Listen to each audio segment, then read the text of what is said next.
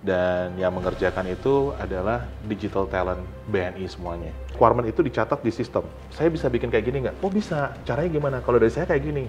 Mas ada ide lagi nggak? Nah mereka diskusi. Begitu mereka conclude, mereka langsung masuk sistem, dimasukin requirement-nya. Platform Red Hat ini cukup netral. Kami memang memilih teknologi yang kita bilang born in the cloud. QR-nya mobile banking yang lama dengan QR-nya Wonder jauh. QR-nya Wonder tuh saya coba tes nih laban baju. 1 detik QR cepet.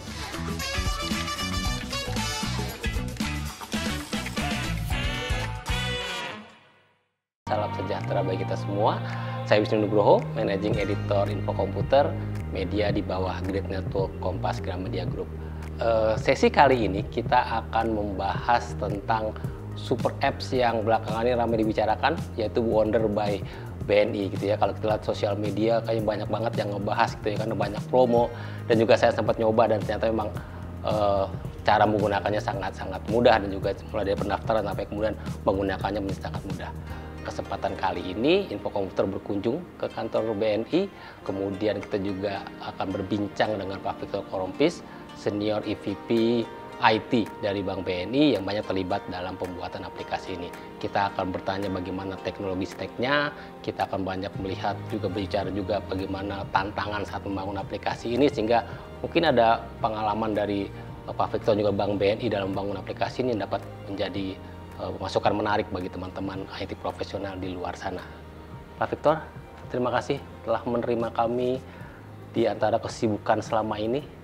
Dengan senang hati, Mas Wisnu. Selamat datang juga di BNI. Baik, Pak. Jadi gimana nih, kalau setelah launching masih sibuk atau memang udah agak legaan gitu kerjaannya? Kalau dari sisi legaan bahwa Wonder by BNI sudah lahir, tentu saja lega pastinya. Ya, karena memang proyek ini sangat ketat dan yang mengerjakan itu adalah digital talent BNI semuanya. Jadi saya boleh bilang ini nggak ada expatriate, nggak ada orang asing. Ini benar-benar karya anak-anak BNI, digital talent BNI semuanya. Mungkin kita kenal dulu nih Pak. Pak Victor, saya tahu panjang pengalamannya di dunia finansial Indonesia gitu. Tapi kira-kira bisa jelaskan sedikit nggak posisi Bapak sekarang dan tanggung jawab Bapak di BNI saat ini? Saat ini saya menjabat sebagai SEVP Teknologi Informasi di Bank BNI. Saya anggota Board of Management BNI dan tanggung jawab saya adalah di mengepalai seluruh teknologi informasi dari Bank Negara Indonesia. Pada saat ini kita mempunyai tim sekitar 2.000 orang tenaga IT, tapi kalau spesifik tenaga digital yang Wonder, yang untuk retail, ada sekitar 250 orang yang dedicated untuk mengembangkan Wonder ini. Seperti itu. Jadi Bapak mengepalai 250 orang kira-kira itu? Saya mengepalai 2.000 orang. 2.000 orangnya? Tapi spesifik untuk Wonder itu ada sekitar 250 orang yang kita... Sekarang kita bicara soal Wonder, Pak. Saya kan udah nyoba, udah coba registrasi dan segala macam, dan itu kan memang sebuah super apps yang seharusnya di dalamnya ada berbagai kegiatan aktivitas finansial gitu ya. Mungkin pertanyaan saya lebih kepada apa sih visi di balik Wonder ini? Apa yang ingin diwujudkan dan bagaimana itu relevan dengan visi besar dari Bank BNI sendiri? Satu mungkin dari namanya itu Wonder, kita pengen mewujudkan Port of Wonder.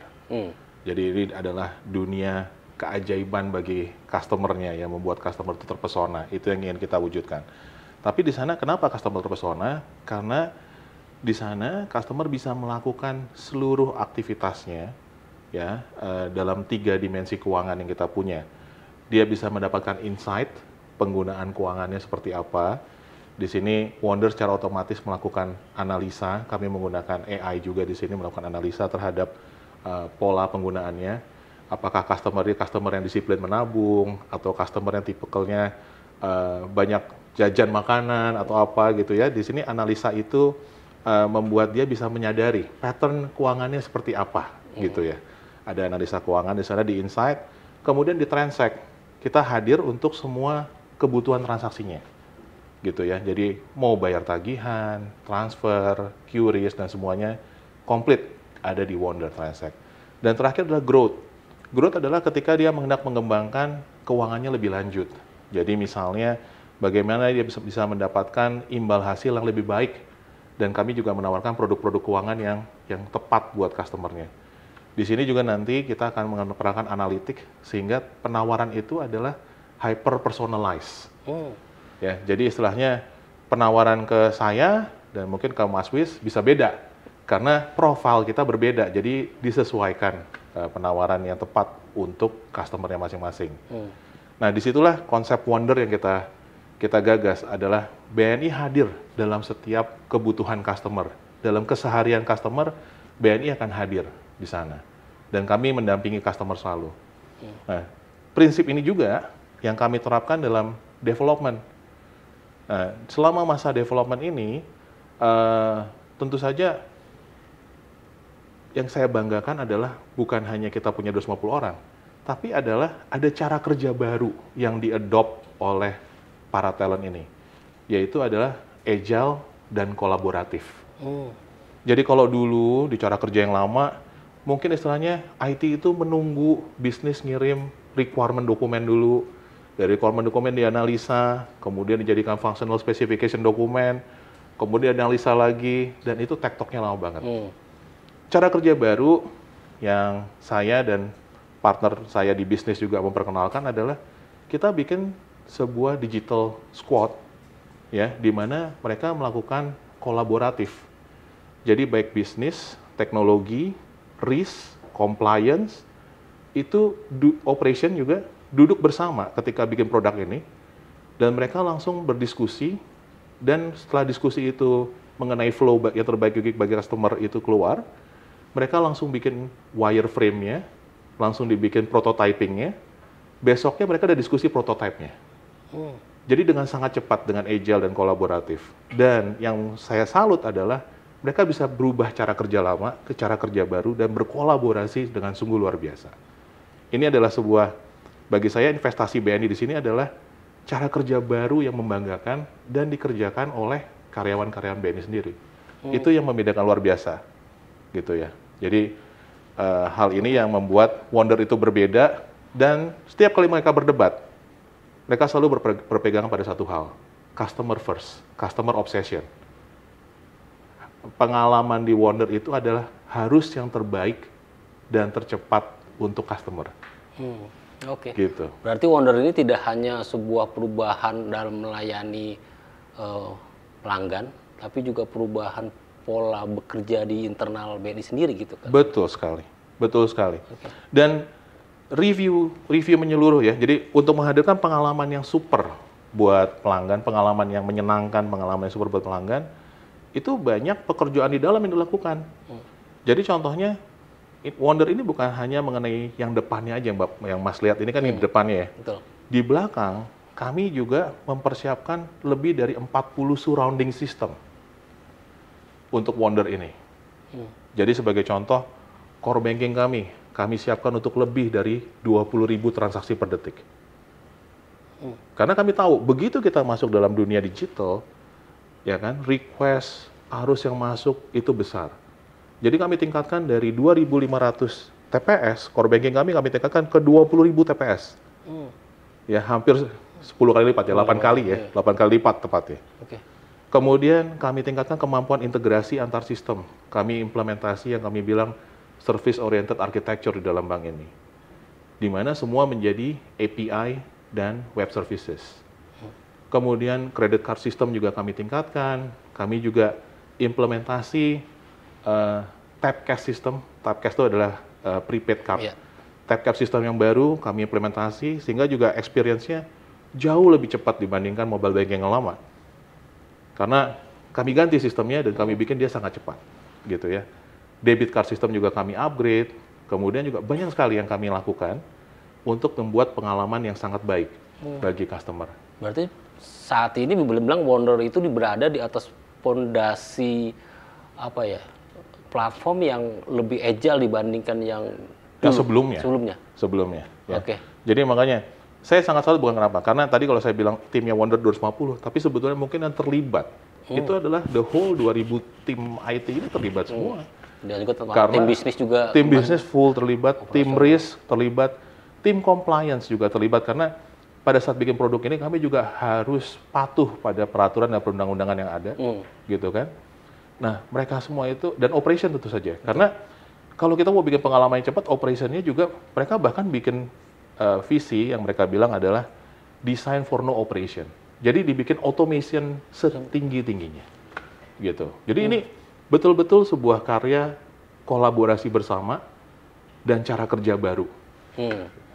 Oke, mungkin saya sedikit kembali, kan saya tahu bahwa BNI juga punya BNI Mobile sebelumnya, aplikasi mobile application juga, dan setahu saya juga banyak transaksi keuangan juga bisa dilakukan di sana. Berarti sekarang saat ini posisinya ini akan ada dua paralel, atau salah satu BNI Mobile-nya akan sunset kemudian digantikan oleh Wonder ini? Ya, jadi Wonder baru live.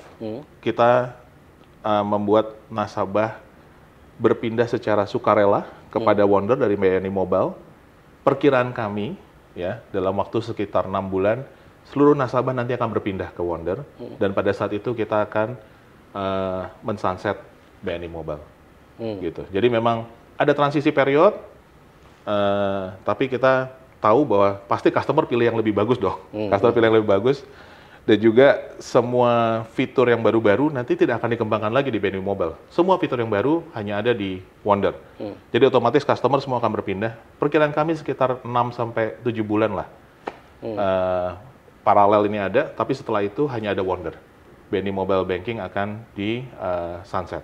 Oke. Nah, ini kan sebuah transformasi yang bisa dibilang mendasar gitu ya. Nah, kalau dari ngomong secara teknologi nih Pak, apa yang berubah saat ini? Maksudnya secara platform teknologi yang digunakan atau teknologi stack yang digunakan, apakah ada perubahan besar dari di teknologi di balik Wonder ini?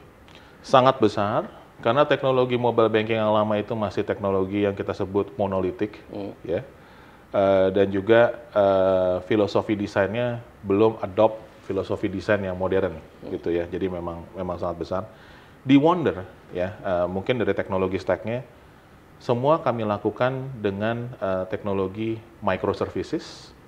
Microservices ini punya keunggulan bahwa dia mempunyai kemampuan untuk yang kita bilang elasticity. Dalam arti elasticity adalah ketika request menjadi besar, dia bisa mereplikasi jumlah podnya, jadi bisa naik jumlah server yang menghandle secara otomatis. Jadi ada auto scaling yang secara otomatis. Ketika request turun, dia akan scaling down. Ketika request naik, dia akan scaling up, gitu ya. Itu keunggulan microservice yang tidak dimiliki oleh monolitik.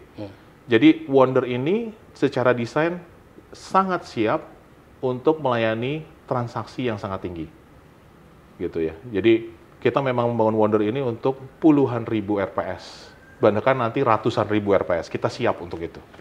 Saat ini mungkin di puluhan ribu, tapi nanti menuju ke ratusan ribu. Tapi dengan teknologi microservices, kami sangat siap untuk ke sana, gitu ya. Karena keunggulan microservice itu adalah auto scaling, dan yang kedua, keunggulan microservice itu ada yang namanya auto healing. Jadi ketika misalnya kita menyediakan 40 pod, satu pod itu error, dia bisa merestart dirinya sendiri, tapi yang 39 baik-baik aja, tetap bisa melayani customer, dan yang restart secara otomatis itu? Secara otomatis semuanya. Jadi secara teknologi ini jauh. Kita buat di back-end-nya itu menggunakan microservices dan menggunakan auto healing, auto scaling secara otomatis. Di depan, ya, kalau dulu teknologi mobile banking yang lama itu kami menggunakan teknologi yang hybrid. Kalau sekarang dengan sadar kami memilih teknologi native. Jadi untuk Android kita pakai native-nya Android, untuk iPhone kita pakai native-nya iPhone. Sehingga mungkin Mas sudah nyoba ya, experience-nya cepat banget. Karena ini teknologinya benar-benar native terhadap handphone itu, gitu ya. Berarti memang dibentuk dua tim mobile bankingnya itu, mobile apps-nya itu berarti ya, ada iOS sama Android. Betul, karena kita fokus adalah yang kita janjikan sama customer adalah kecepatan dan ketepatan transaksi yang kita mau sajikan pada customer, dan itu customer kaget semua kemarin, ya kan? Onboarding, customer banyak yang rata-rata di bawah 5 menit, tapi ada yang bahkan 1 menit sampai kaget sendiri, WhatsApp saya. Gitu kan, gila 1 menit onboarding gitu ya, kagetnya setengah mati, cepet banget, udah buka rekening dalam 1 menit gitu ya. Jadi antara 1 sampai 5 menit lah ya, onboarding experience-nya mereka. Oh, itu gara-gara teknologi di baliknya, maksudnya tadi ada teknologi natif, kemudian juga microservices gitu ya, itu yang memungkinkan onboarding customer yang lebih cepat, lebih cepat, lebih nyaman, gitu ya, dan seamless buat customernya, gitu ya. Karena kita memang memilih semua teknologi yang membuat pengalaman cepat, dan Wonder itu memang kita desain kalau melakukan transaksi cepat. Contohnya juga tadi bandingin QR-nya mobile banking yang lama dengan QR-nya Wonder, jauh. QR-nya Wonder tuh, bahkan kemarin saya baru pulang dari Labuan Bajo, saya coba tes nih Labuan Bajo, 1 detik QR cepet, langsung kebayar semuanya. Yang lama berdetik-detik, gitu kan istilahnya. Karena memang selain flow customer-nya yang kita pendekin, jadi cara bayar yang lebih gampang, gitu kan, teknologinya juga mensupport menjawab transaksi dengan sangat cepat. Gitu istilahnya. Oke. Lalu apakah emang ada parameter-parameter tadi kecepatan yang ya berarti memang orientasi utamanya sekarang saat ini di Wonder itu adalah kecepatan tadi itu ya? Ya. Jadi kita mau memberikan uptime yang lebih bagus kepada customer dan juga kecepatan. Ya, dalam waktu prinsip desain kami adalah end to end dari customer ngeklik tombol sampai selesai. Jadi customer ngeklik tombol, transaksinya selesai, end to end tidak boleh lebih dari 2 detik. Itu yang kita desain pada desain. Tapi realnya itu ada yang bahkan lebih cepat, kurang dari 1 detik, gitu ya. Nah kemudian bagaimana kemudian setahu saya kan ada banyak teknologi yang terlibat di Wonder ini termasuk dari Red Hat gitu. Bagaimana sebenarnya Wonder memanfaatkan fitur-fitur yang ada di solusi Red Hat tersebut melalui open source maupun secara aplikasinya? Salah satu pemilihan Red Hat bagi kita adalah platform Red Hat ini cukup netral. Ya, dalam arti kami memang memilih teknologi yang kita bilang born in the cloud. Nah, dengan demikian strategi kami kalau kami mau melakukan strategi hybrid cloud, yaitu kombinasi private ataupun public cloud.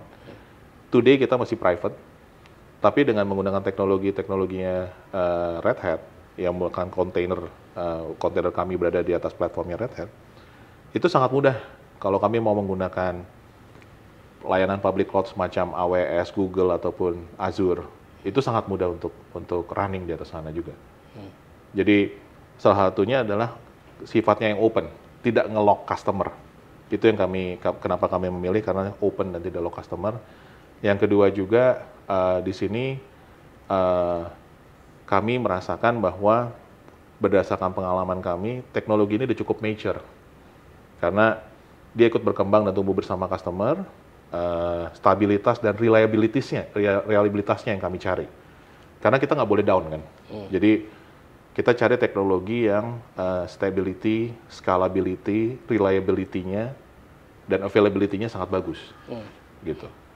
Soal kecepatan juga sangat penting. Solusi Kecepatannya Red Hat sangat itu penting. juga mendukung kecepatan tadi ya. Karena microservice kami running di atas Kubernetes platform, dan Kubernetes platformnya ini adalah yang di-provide oleh OpenShift.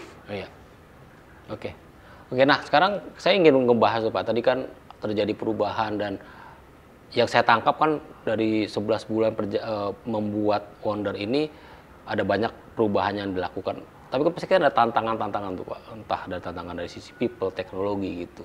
Ada nggak sih Pak kalau menengok ke belakang perjalanan Wonder dari awal sampai sekarang udah rilis, apa sih tantangan terbesar yang harus diatasi Anda sebagai pimpinan IT di Bank BNI? Perubahannya banyak banget ya. Jadi kalau saya ngomong nggak ada satu yang spesifik. Tapi kalau saya ngomong garis besarnya gini, yang pertama tentu dari proses. Proses development, saya sampai membuat SDLC baru, yaitu adalah saya bilang nama SDLC-nya adalah DevSecOps, ya kan? Agile DevSecOps.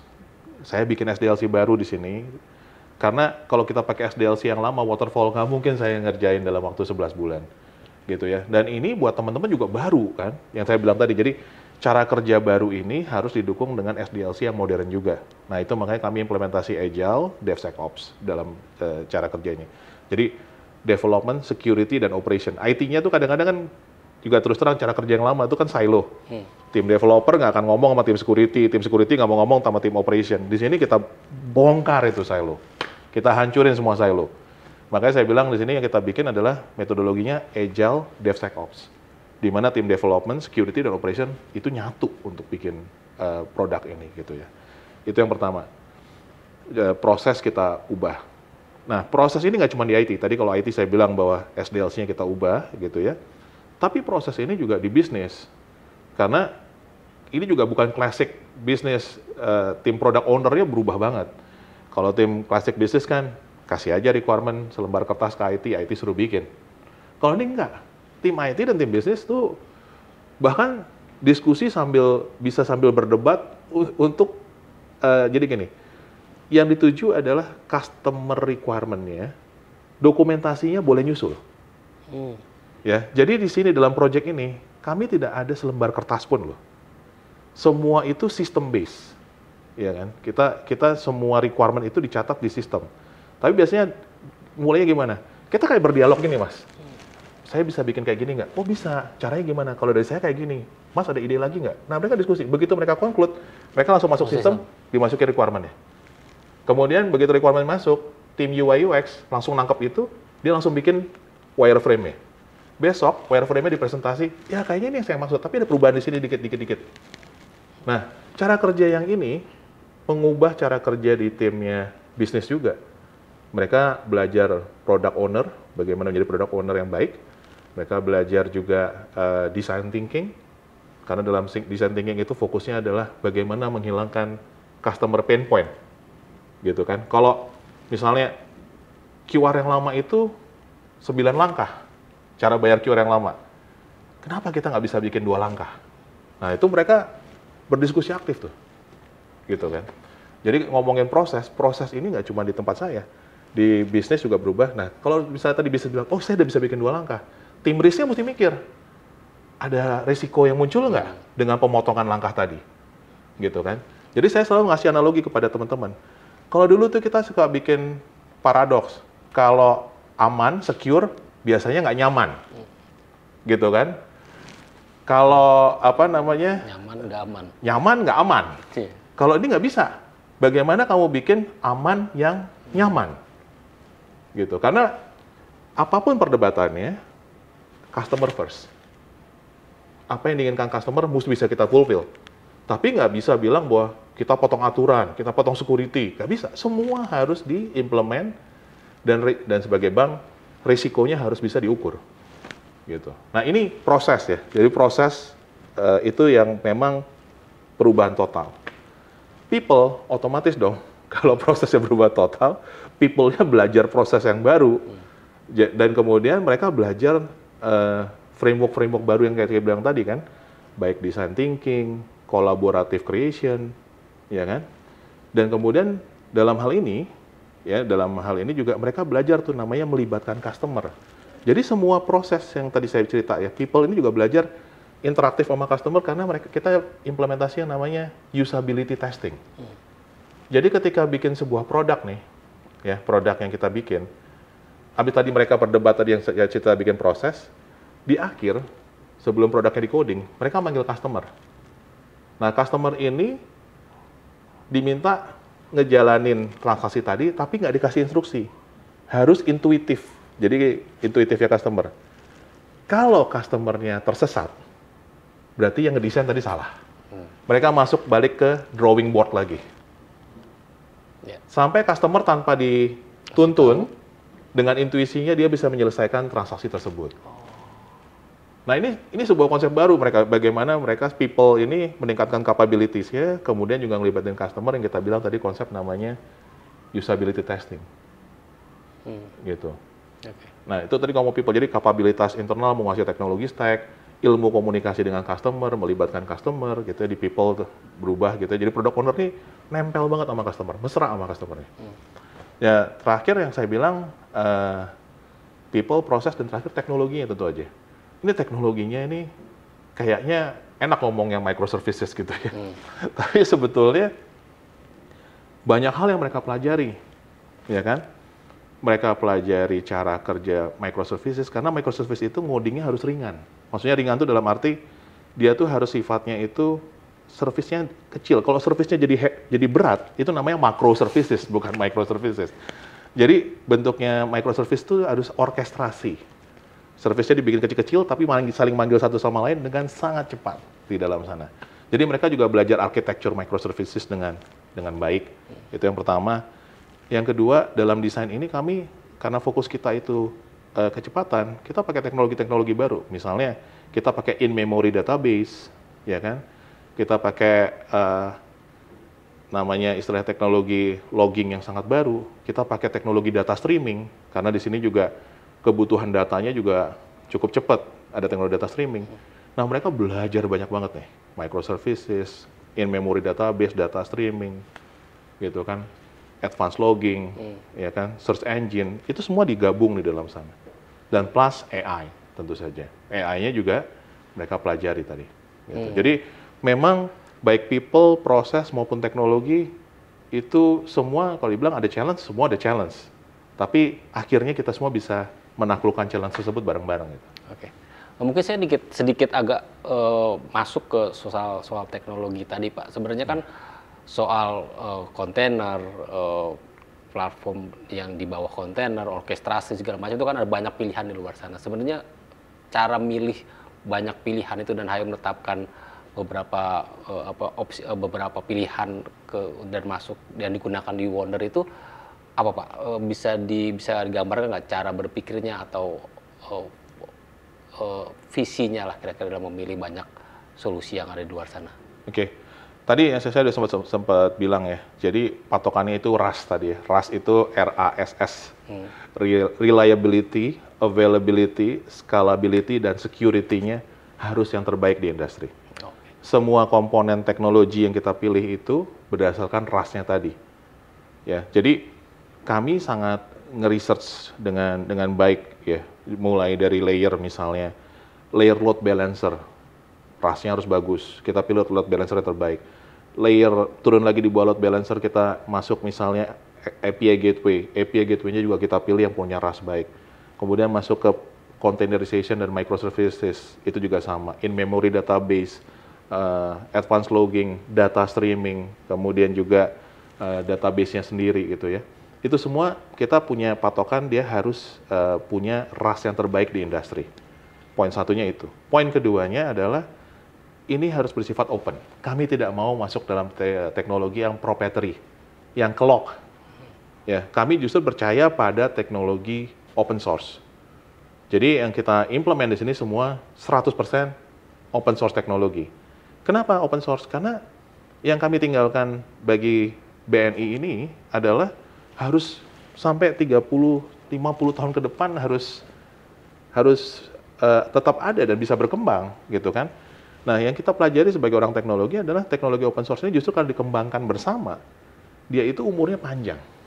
Ya kan? Kemudian dia itu sifatnya karena banyak masukan dan sebagainya, dinamikanya tumbuhnya cepat, growingnya cepat. Ya, tentu saja nggak sembarang open source ya. Kita pilih yang terbaik di industri dengan kategori RAS-nya tadi. Jadi ini bukan open source yang community basis, bukan. Ini adalah open source yang enterprise level, yang bisa mensupport ratusan ribu transaksi per detik. Yang kita pilih memang yang seperti itu. Jadi open source supaya kita tidak terlock, tapi open source yang mampu menghandle transaksi yang sangat tinggi. Karena bank kita bank yang melayani transaksi di Indonesia. Dan yang ketiga tentu saja yang kemampuan adaptability. Maksudnya tim kita internal bisa adopt dengan cepat. Gitu. Nah, kita pilih itu, tiga kriterianya itu. Nah, itulah penyebab stack-nya kita pilih seperti itu. Dan yang terakhir, bahwa ini, kalau tadi kita bilang open source itu supaya nggak kelok, ini nggak kelok kepada satu brand cloud provider misalnya. Jadi semua yang kita pilih ini itu bisa running baik on-prem maupun on cloud. Tidak kelok satupun brand. Gitu. Seperti itu kriteria. Berarti saya menegaskan lagi tadi saat ini infrastrukturnya atau tadi kontainer segala macam masih di on-prem, tapi itu memiliki fleksibilitas jika misalnya harus dilempar ke cloud itu dengan mudah sudah dengan cloud ya. Karena tadi pakai kontainer yang justru karena kita pakai open source dan tidak terlock satupun brand. Gitu. Nah, sekarang Pak, mungkin fondasinya udah ditata rapi, udah ada Wonder di atasnya, kemudian juga pasti akan ada pengembangan lain. Kira-kira apa Pak pengembangan Wonder ke depan gitu? Kalau emang bisa ada sneak peek lah ke depan tuh, kira-kira Wonder akan jadi sekeren apa? Jadi mungkin balik lagi ya dalam 3 dimensi tadi. Yang insight-nya akan kita lebih tingkatin lagi. Jadi kemampuan analisa keuangan dan offering yang hyper personalized tadi yang kita bilang. Offering yang hyper personalized tadi, itu tentu saja butuh kemampuan AI. Jadi kita memang lagi godok kemampuan AI-nya ini di dalam. Nanti penawarannya itu akan sangat tepat. Misalnya, Mas Wisni saya tahu orangnya doyan nonton konser, ya kan? Nanti saya akan kasih penawarannya yang konsernya yang pas buat Mas Wis, gitu kan? Kemudian misalnya itu contoh aja gitu kan. Kalau saya tahu bahwa Mas Wis ini tipenya penabung yang baik, gitu ya, saya bisa tawarin nanti produk keuangan yang memberikan imbal hasil lebih maksimal buat Mas Wis. Jadi itu kemampuan analytics dan personalisasi yang lebih pas. Atau ini kayaknya umurnya Mas Wis nih yang kayaknya juga tahu ada tabungan anak dan anaknya bentar lagi masuk kuliah. Mungkin saya bisa nawarin tabungan berencana untuk anak masuk kuliah gitu. Hal-hal seperti itu akan kita bangun di dalam kemampuan analytics dan sehingga ini memenuhi kebutuhan pelanggan dengan baik. Nah, kemudian selain dari kemampuan analytics, personalisasi dan offering yang tepat, kita juga akan masuk tentu saja dalam ekosistem, ya kan? Ekosistem itu yang kita bilang lifestyle-nya customer seperti apa, ya kan? Jadi kalau misalnya sekarang pun sudah ada ekosistem, misalnya di dalam sini udah banyak wallet, ya. Ini contohnya ekosistem ya. Anda pakai wallet A atau wallet B, ya sudah bisa juga di Wonder. Tapi itu baru ekosistem yang simpel. Nah, kita lanjut dengan ekosistem yang lain akan kita hadirkan di sana gitu ya. Ekosistem transportasi, ekosistem kesehatan, dan yang lainnya itu yang menunjang lifestyle-nya customer gitu. Kemudian yang lainnya kita bilang adalah, jadi kalau yang istilahnya yang terakhir itu yang saya bilang, kalau transaksi otomatis ya, semua yang transaksi. Yang lainnya yang growth tadi juga sama. Kita benar-benar pengen tumbuh bersama customer. Jadi fitur-fitur yang kita pikirkan adalah bagaimana sih kita bisa bantu mengembangkan bisnisnya customer, bagaimana kita bisa bantu mengembangkan kebutuhan-kebutuhan keluarganya customer, itu akan kita pikirkan dalam sana, gitu. Oke, mungkin pertanyaan terakhir Pak, kira-kira apa pesan utama yang ingin mungkin disampaikan oleh orang-orang IT profesional di sana, audiens info komputer gitu, terkait pengalaman mengembangkan Wonder ini, apa yang ingin disampaikan? Apa pesan utama yang ingin disampaikan? Mungkin pesan utama yang kami pengen sampaikan kepada teman-teman teknologi IT adalah kita harus percaya kepada tim kita sendiri, karena mengembangkan IT itu sebetulnya intinya adalah mengembangkan talent digital di dalam organisasi kita. Dan yang saya salut adalah bahwa Indonesia ini kaya sekali dengan talent digital, ya kan? Jadi jangan dikit-dikit cinta produk asing gitu. Tapi kita harus bangga sama tim kita sendiri, dan kemampuan tim kita ternyata mengembangkan produk digital itu sungguh luar biasa. Jadi key message saya mungkin adalah kita harus percaya akan kemampuan tim, tapi kita juga harus punya kesabaran untuk ngedidik talent digital supaya mereka benar-benar menguasai teknologi, dan Indonesia akan jadi negara yang kaya akan talent digital, ya. Di perbankan kalau khususnya ya, kita bilang harusnya kalau saya bandingin produk-produk perbankan Indonesia sama produk-produk asing, kita udah advance banget gitu ya, jauh di atas dibandingkan negara-negara lain. Karena saya punya anak kuliah di luar negeri di Eropa, saya bandingin produk-produk bankingnya Eropa dengan kita, wah jauh. Kita jauh di atas. Mereka bingung ketika kita bilang kita punya ekosistem. Mereka bingung ketika kita bilang kita punya lifestyle dalam aplikasi. Di sana banking is very classic, gitu ya. Cuma nabung, setor, sudah, gitu ya. Nah di kita sudah masuk super app dan ekosistemnya kita masukkan di dalam sana juga. Plus mikirin customer-nya dan analytics dan growth-nya mereka gimana. Iya, betul. Gitu. Jadi kita harus bangga sama produk kita sendiri. Maksudnya yang saya harapin adalah akan banyak leader-leader Indonesia di teknologi yang fokus kepada pengembangan produk dan menggunakan sumber daya Indonesia sendiri. Gitu sih.